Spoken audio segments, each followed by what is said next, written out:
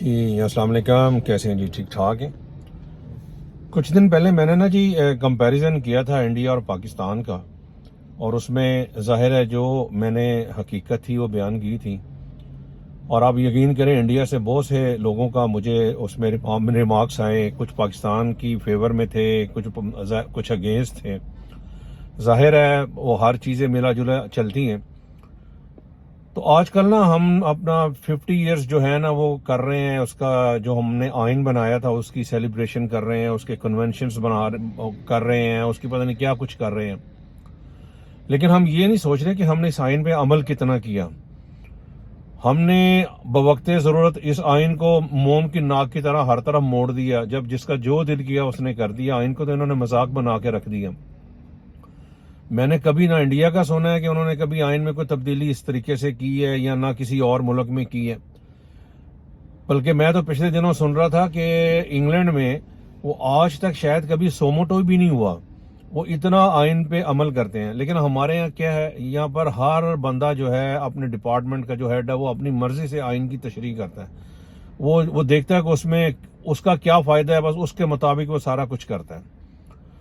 یہ بڑی عجیب سی صورتحال ہے۔ اس میں جو ہے وہ ہم لوگ جب تک پراپرلی آئین کو عمل درآمد نہیں کریں گے تو بس یہ سلسلہ اسی طرح ہی چلتا رہے گا۔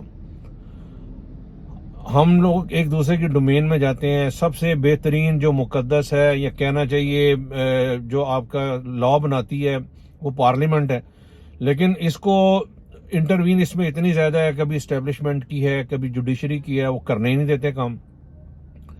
ابھی آپ نے سنا ہوگا کہ کل جو ہے آزاد کشمیر کے پرائم منسٹر کو ہائی کورٹ نے توہین عدالت کی مطلب اس میں انہوں نے اس کی گورنمنٹ ختم کر دی، یعنی کہ اس کو نااہل قرار دے دیا۔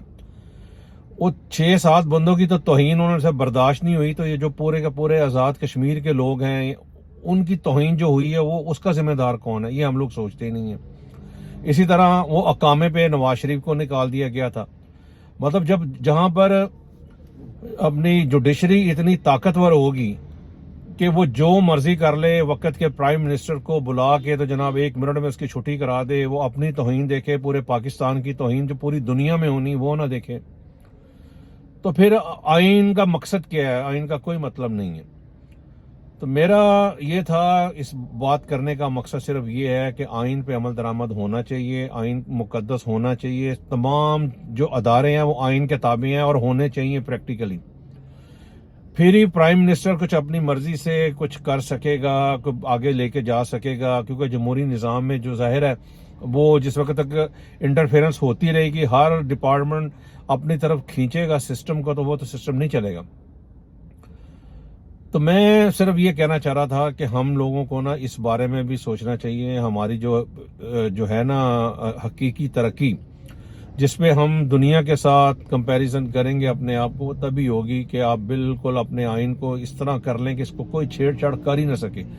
اور ہم مذاق ہر بندے کو کہتے ہیں جی آرٹیکل 6 لگا دیں، یہ کر دیں، وہ کر دیں۔ جس کو آرٹیکل 6 لگتا ہے وہ طاقتور ترین لوگ ہوتے ہیں، وہ دیکھیں کرتے گئے ہیں، کچھ بھی نہیں ہوتا۔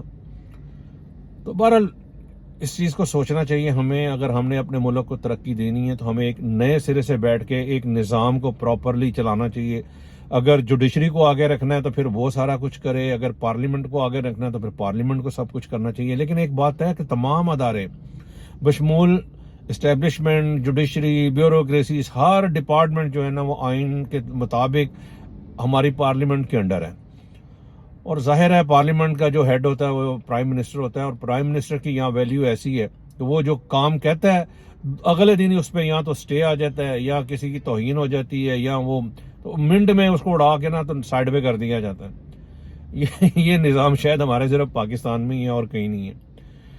بہرحال یہ چیزیں ٹھیک ہونی چاہیے جی، اس کے بغیر تو نہ ملک آگے بڑھنا ہے نہ چلنا ہے۔ سب کو سوچنا چاہیے کہ ہم لوگ کیا کر رہے ہیں، کس طرف جا رہے ہیں۔